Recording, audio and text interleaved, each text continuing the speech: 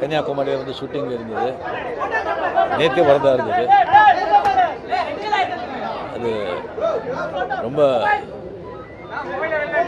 மனசு ரொம்ப கஷ்டமாக இருந்தது.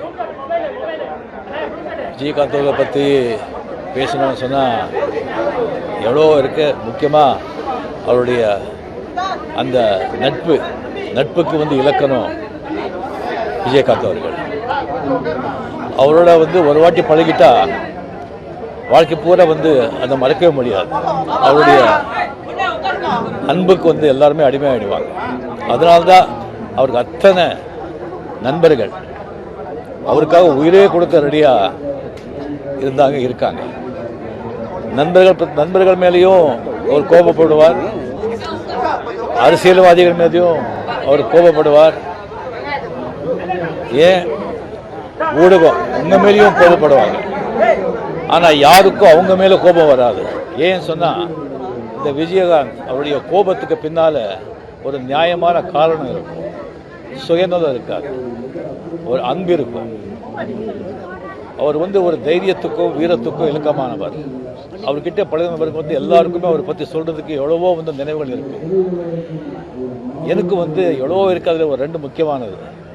எனக்கு உடம்பு ரொம்ப சரியில்லாமல் ராமச்சந்திரா மெடிக்கல் ஹாஸ்பிட்டலில் நான் வந்து சுயநலம் இல்லாமல் அங்கே இருக்கும்போது நிறைய பேர், மீடியா, ரசிகர்கள், மக்கள் எல்லாருமே வந்து அங்கே ரொம்ப தொந்தரவாக இருந்தது. கண்ட்ரோலே பண்ண முடியல. அப்போ விஜயகாந்த் அங்கே வந்துட்டு ஒரு 5 நிமிஷத்தில் அது என்ன பண்ணாலும் தெரியாது, எல்லாரையும் வந்து அங்கிருந்து சொல்லி கிளியர் பண்ணி வீட்டில் வந்துட்டு என் ரூம் பக்கத்துலேயே எங்கள் ரூம் போடுங்க, யார் வராங்க நான் பார்க்கலாம், நான் பார்த்துக்கிறேன் அண்ணனேன்னு சொன்னாங்க. அது வந்து குடும்பத்தார் வந்து மறக்கவே முடியாது. அதே மாதிரி ஒரு வாட்டி சிங்கப்பூர், மலேசியா இந்த ஷோக்கான நடிகர் சங்கம் இந்த ஷோக்காக போகும்போது மலேசியாவில் வந்துட்டு எல்லாம் முடிச்சுட்டு வரும்போது நான் எல்லாம் பஸ்ஸில் ஏறிட்டாங்க. நான் வந்து கொஞ்சம் வரும்போது கொஞ்சம் நேரமாச்சு. ரசிகர்கள் அவங்க எல்லாமே ரொம்ப சூழ்ந்துட்டாங்க. மீடியா எல்லாமே வரவே முடியல.